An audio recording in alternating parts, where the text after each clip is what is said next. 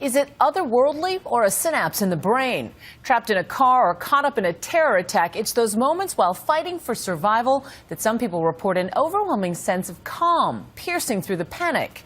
It's repeatedly described as spiritual, even divine. Could it be the work of guardian angels? ABC's Jay Shadler discovers some very surprising answers. You okay? I can't hear. I can't hear. In a moment of mayhem, Please get out of here. or in that instant of exquisite fear, And I looked at my air gauge and I thought, okay, this is it. human beings often report being comforted by an invisible companion. You know, only my guardian angel could have saved me from such an accident as that. Rose Benvenuto says she glimpsed hers at the scene of a terrible car wreck. Nick Sedoya never felt alone, though lost for days in a California canyon. Did you at any point give up hope? No, never. I had my buddy who died last year by my side. I felt his presence. And the last words Felix Baumgartner heard before stepping from the brink of space en route to setting the world's skydiving record were these. Okay, here we go. And our guardian angel will take care of you. Again and again and again, as my guardian angel was here. Who is the guardian angel? Well, that's the great mystery, isn't it? John Geiger, an internationally known explorer and author, has been investigating this phenomenon for years. His book, The Third Man Factor, lays out his theory. The stories are always similar, that there's a sense of another being, a presence, very vividly. There's never any fear or panic when this being appears. There's just a sense of calm, peace. It happened to Stephanie Schwab. I'm about as religious as a piece of wood. While cave diving for a research project in the Bahamas, she suddenly lost her guide rope. In an instant, her life was on the line. I suddenly realized that I was in trouble. I knew my heart rate, I could hear it bouncing in my ears. And I just kind of sat down on the floor and I started crying. Never cried underwater before. Only weeks before, Stephanie's husband and diving partner, Rob Palmer, had died in a diving accident in the Red Sea. And now, alone, she's facing her own dark death.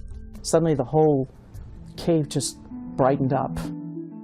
And into that world floated the words of Stephanie's husband. Believe you can, believe you can't. Either way, you're right.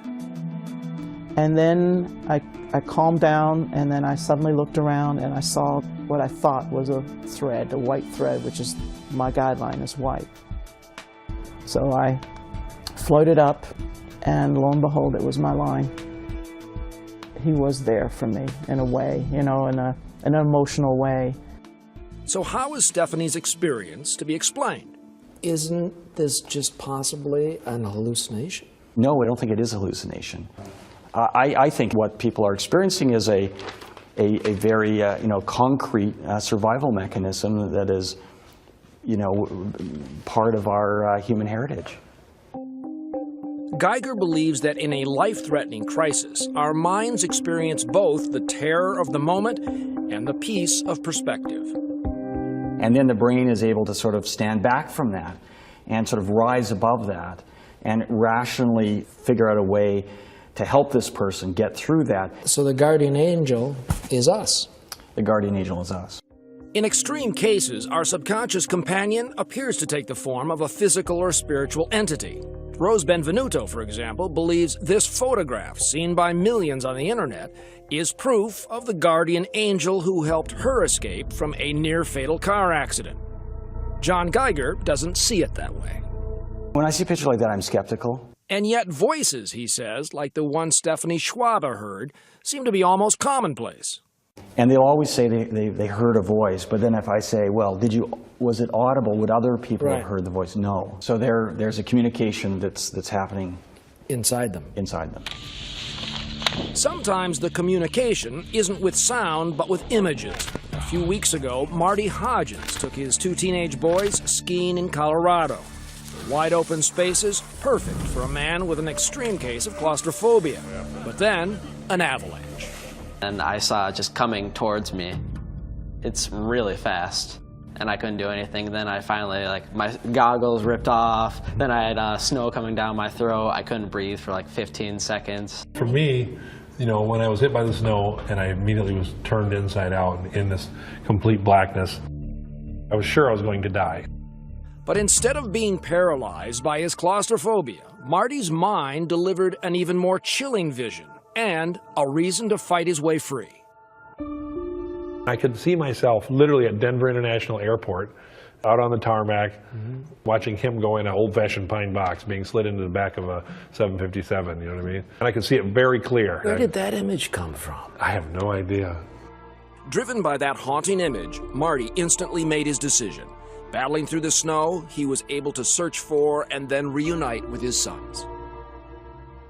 And just last week in Boston, Steve Byrne, standing at the finish line when the first bomb exploded, made a split-second decision to turn away from where the next bomb would wreak its havoc.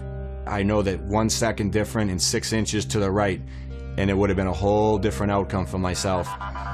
The guardian angel was definitely over my shoulder that day. Left unanswered, of course, is why so many others never found their guardian angels. Still, in the end, all of these cases remind us again that it can be a very rough universe out there.